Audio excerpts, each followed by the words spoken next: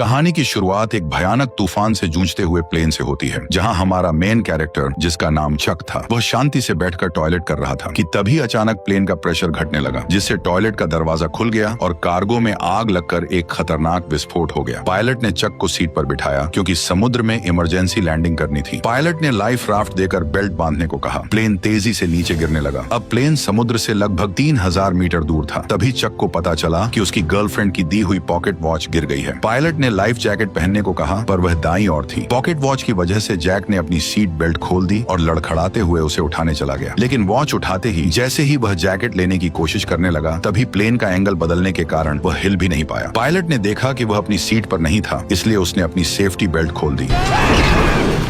तेज झटकों से पायलट बुरी तरह घायल हो गया। पायलट ने प्लेन को समुद्र की सतह पर धीमी गति से टच कराया, लेकिन गलत लैंडिंग से पानी केबिन में भर गया। सेफ्टी बेल्ट न बंधे होने की वजह से चक की जान बच गई। तभी अचानक प्लेन का ऊपरी हिस्सा फट पड़ा और समुद्र का पानी प्लेन के अंदर भरने लगा। लेकिन किस्मत से चक के हाथ में इन्फ्लेटेबल राफ्ट था, पर जैसे ही उसने उसे खोला, तभी अचानक राफ्ट से जुड़ा हुआ हिस्सा प्लेन में फंस गया। डूबता हुआ एरोप्लेन चक को राफ्ट के साथ नीचे खींचने लगा, पर चक की किस्मत अच्छी थी क्योंकि राफ्ट से जुड़ी हुई रस्सी अचानक टूट गई और इस तरह लाइफ राफ्ट ने उसे खींचते हुए मौत के मुंह से बाहर निकाल लिया। आखिरकार चक सही सलामत समुद्र की सतह तक पहुंच गया। उसने अपनी पूरी ताकत लगाकर राफ्ट पर चढ़ने की कोशिश की और मरते दम तक राफ्ट के किनारे को कसकर पकड़े रहा, लेकिन वह धीरे धीरे उस इंजन की ओर बहने लगा जो अभी भी चल रहा था। पीछे खतरा देखकर उसने तुरंत आंखें बंद कर ली। तभी इंजन में आग लग गई और विस्फोट की लहर ने उसे उछालकर फिर से समुद्र में गिरा दिया। पूरा प्लेन एक जोरदार ब्लास्ट के साथ धीरे धीरे समुद्र में डूब गया, लेकिन खतरा अभी टला नहीं था। चक को न केवल समुद्र की तेज आंधी तूफान का सामना करना पड़ा, बल्कि एक के बाद एक उठती विशाल लहरों को भी झेलना पड़ा। वह बस लाइफ राफ्ट की रस्सी को कसकर पकड़े रहा। इसी तरह पता नहीं कितनी देर बीत गई और अचानक लाइफ राफ्ट की हवा निकल गई। तेज चट्टानों ने उसे फाड़ दिया। इसका मतलब था कि वह आखिरकार किनारे पर पहुंच गया था। वो अपनी आखिरी ताकत जुटाकर लाइफ राफ्ट को घसीटते हुए किनारे तक लाया। अगली सुबह जब धूप उसके चेहरे पर पड़ी, तब उसे महसूस हुआ कि वह जिंदा है और छोटे से आइलैंड पर बहकर आ गया है। लेकिन मौत के मुंह से बच निकलने के बाद भी उसे कोई राहत नहीं मिली, क्योंकि वह नहीं जानता था कि इस अनजान जगह पर उसे कौन कौन सी खतरनाक चीजों का सामना करना पड़ेगा। वह चलते चलते प्लेन से बिखरी हुई चीजें उठाता गया और आइलैंड के अंदर अपने ही जैसे लोगों की खोज शुरू कर दी। लेकिन जब उसने चारों ओर नजर डाली, तो उसका स्वागत केवल कभी खत्म न होने वाले सन्नाटे ने किया। इससे ये साफ था कि वो एक ऐसे आइलैंड पर फंस चुका था जो दुनिया के नक्शे पर भी नहीं था।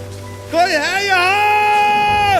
यहाँ फंसकर मर न जाए, इसलिए उसने खुद को बचाने के लिए तरह तरह के उपाय सोचने शुरू कर दिए। लेकिन इस समय उसके पास समुद्र तट पर हेल्प का निशान लिखने के अलावा कोई कारगर तरीका नहीं था। जल्दी ही रात का अंधेरा छा गया और वह अब भी उम्मीद कर रहा था कि कोई गुजरती हुई नाव उसे देख ले। लेकिन जैसे जैसे रात होती गई, उसकी उम्मीदें भी धीरे धीरे चारों ओर के सन्नाटे की वजह से डर में बदलती गईं। वह जंगल के बेहद खतरनाक जीवों की आवाज सुनकर लगातार डर से कांपता रहा। अगले दिन उसने इकट्ठा की गई चीजों से एक काम चलाओ रेस्टिंग प्लेस बनाया और प्लेन से निकले सामान की जांच शुरू कर दी। अब उसके पास उसकी गर्लफ्रेंड द्वारा दी गई एक पॉकेट वॉच के अलावा और कुछ भी काम का नहीं बचा था। अपनी गर्लफ्रेंड के साथ बिताए पलों को सोचते हुए उसे इस प्लेन में आने का और भी ज्यादा पछतावा हुआ। दरअसल केली के बिजनेस ट्रिप पर जाने से पहले उसने चक को एक पॉकेट वॉच दी थी, ताकि क्रिसमस पर लौटते ही दोनों एक दूसरे से शादी कर लें। लेकिन एक अचानक हुई विमान दुर्घटना ने इस शादी को यहीं पर रोक दिया। जब उसके सभी फैमिली मेंबर यह मान चुके थे कि चक इस हादसे में मारा गया है, तब भी वह जिद के साथ जिंदा रहा। लेकिन इस सुनसान आइलैंड पर खाना पीना बहुत बड़ी मुसीबत बन गया था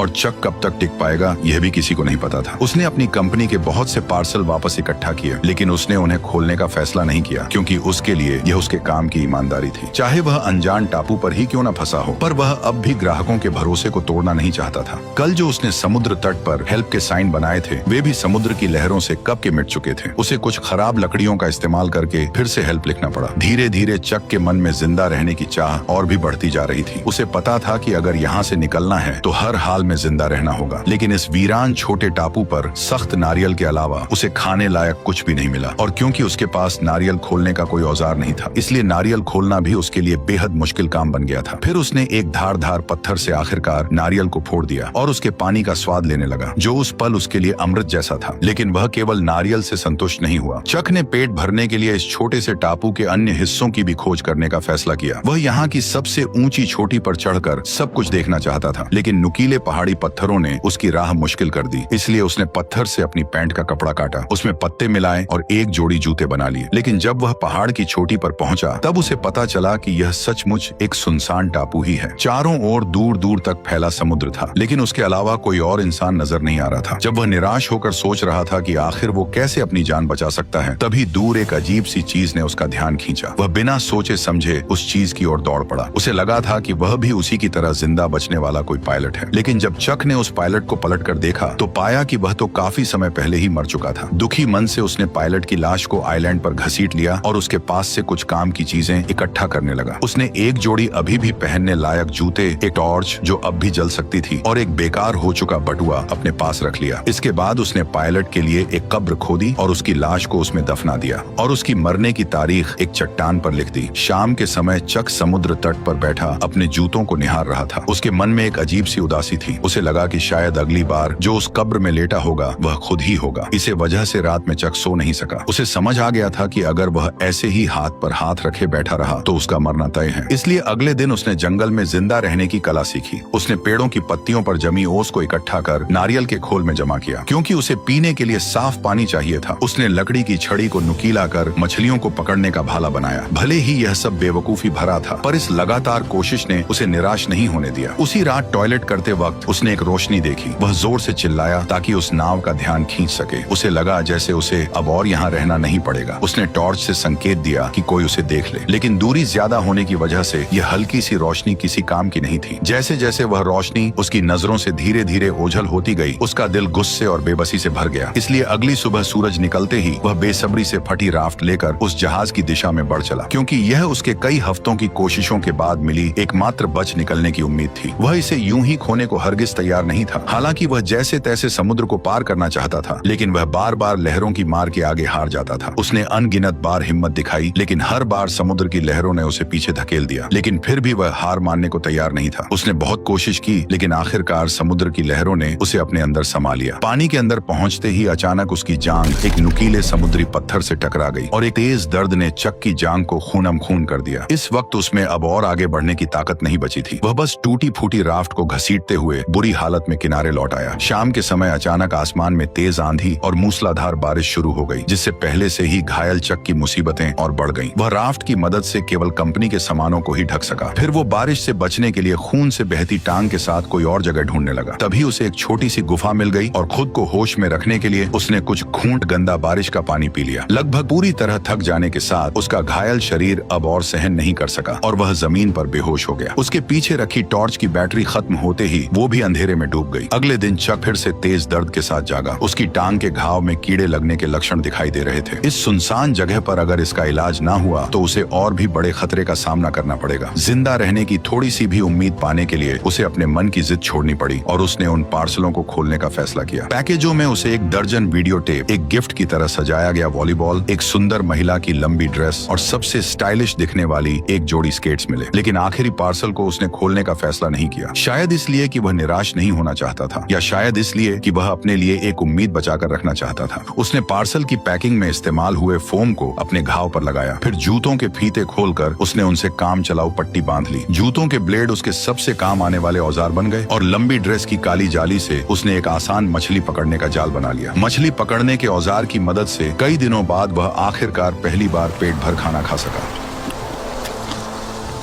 कच्चा खाना निगलना मुश्किल ना हो, इसके लिए चक ने लकड़ी रगड़कर आग जलाने का फैसला किया। लेकिन भले ही उसने सुबह से लेकर शाम तक और फिर शाम से लेकर अगली सुबह तक लगातार कोशिश की, पर फिर भी उसके मन में जो छोटी सी चिंगारी थी वह उसकी उम्मीद के मुताबिक आग नहीं बन सकी। जब उसके दोनों हाथ रगड़ते रगड़ते छिल गए तब उनसे ताजा खून बहने लगा, जिससे चक का गुस्सा फुट पड़ा।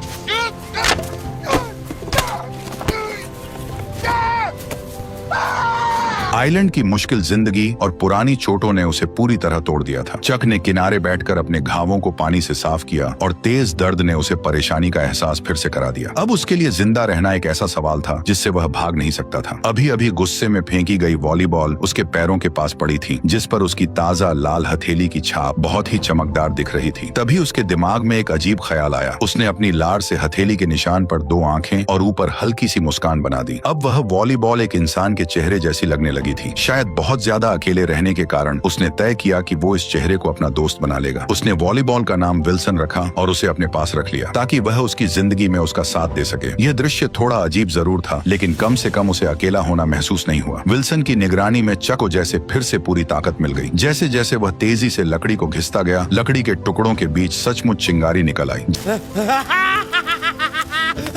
जलती आग को देखकर चक बहुत खुश हो गया, जैसे उसने कोई बड़ी जंग जीत ली हो। यह आग उसके लिए खाना पकाने की अच्छी स्कीम होने के साथ अपने यहाँ होने का सिग्नल भेजने की भी अच्छी जुगाड़ थी। रात में वह खाते हुए विल्सन से अपनी हालत पर बात करता है। उसकी कैलकुलेशन के हिसाब से वह अब लगभग 4000 मील से भी अधिक दूर निकल आया था। यानी अगर वह चाहे कि कोई उसे ढूंढ ले तो उसके मिलने की संभावना लगभग नामुमकिन थी। लेकिन अब चक के पास कोई रास्ता नहीं था। वह बस खुद को मजबूत कर जिंदा रहने की कोशिश करता रहा। कच्चा खाना खाने और गंदगी से उसके खराब दांत सूजकर इन्फेक्टेड हो गए। आखिरकार असहनीय दर्द के कारण उसने ठान लिया कि वह अपने दांत को निकाल देगा। उसने एक हाथ में स्केट वाली छुरी दांत पर टिकाई और दूसरे हाथ में पत्थर लिया। उसने सोचा कि लंबे दर्द से बेहतर है एक बार का दर्द। फिर उसने जोर से वार कर दिया।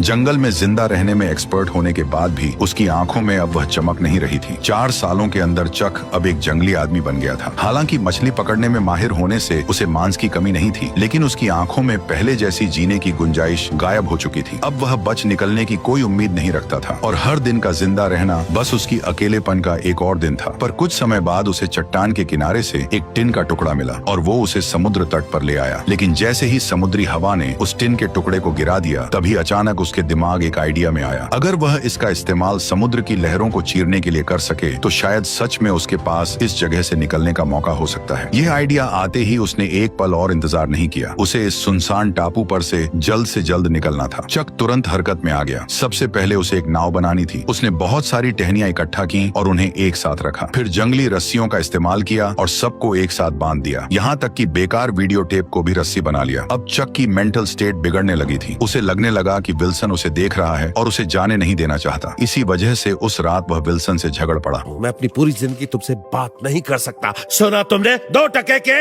वॉलीबॉल। फिर उसने गुस्से में अपने 4 साल पुराने दोस्त को एक लात मारकर दूर फेंक दिया। लेकिन जब वह कुछ देर बाद शांत हुआ तो उसे अपने दोस्त विल्सन के लिए गहरा पछतावा हुआ। इसलिए वह रात के अंधेरे में विल्सन को ढूंढने निकल पड़ा और प्यार से उसके चेहरे पर फिर से रंग लगा दिया। हर दिन इसी तरह बीतता गया और चक की लकड़ी की नाव भी बनकर तैयार हो गई। उसने जाने के लिए सारी चीजें तैयार कर ली थी। अब बस सही दिशा की हवा का इंतजार था ताकि वह अपनी नाव को समुद्र में उतार सके। उसने अपने यहाँ फंसे होने का साइन भी छोड़ दिया था। उसने 10,500 से भी ज्यादा दिनों तक इस बेरहम टापू पर फंसे रहने का वर्ल्ड रिकॉर्ड बना दिया था। जब वह आखिरी अक्षर उकेर रहा था तभी अचानक हवा उस दिशा में चलने लगी जहाँ चक चाहता था। उसने एक्साइटेड होकर नाव को समुद्र की ओर धकेल दिया और फिर अपने पुराने दोस्त विल्सन के साथ जिंदगी खोजने की ओर निकल पड़ा। समुद्र की लहरें अब भी वैसी ही थी, लेकिन वे उसे घर लौटने से रोक नहीं सकी। झील की लहरों की तरह समुद्र की हर एक लहर लगभग उसे डुबो ही देती थी, लेकिन वो अपनी कोशिशों से लहर को चीरता चला गया। हर बार जब वह मौत के मुंह से बच निकलता तो उसके भीतर से बाहर निकलने की खुशी और भी बढ़ जाती। जब चक ने पीछे मुड़कर उस छोटे से टापू को देखा जिसने उसे 4 साल तक कैद रखा था, तब उस पल में चक के दिल में एक अजीब सी फीलिंग थी। अगर उसने इस कठिनाई का सामना करने की जिद न की होती तो शायद आज भी वह अकेलेपन से भरी जिंदगी जी रहा होता। हालांकि उसकी जंग अभी बस शुरू ही हुई थी। उसे पता नहीं था कि आगे जो खतरे उसका इंतजार कर रहे हैं वे उसके लिए सबसे घातक चुनौती साबित होंगे। ठीक उसी वक्त जब उसे लगा कि वह इसी तरह बहते बहते इंसानों की बस्ती तक पहुंच जाएगा, तभी एक और भीषण तूफान ने उसे झकझोर दिया।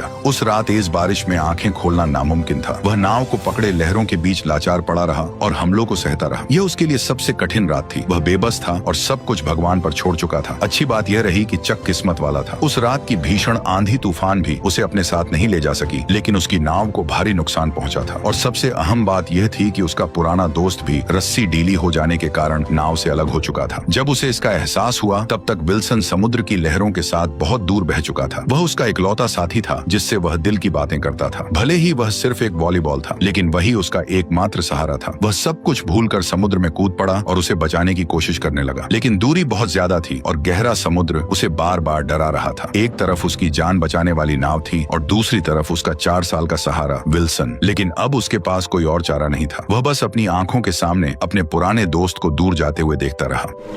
विल्सन, मुझे माफ कर देना।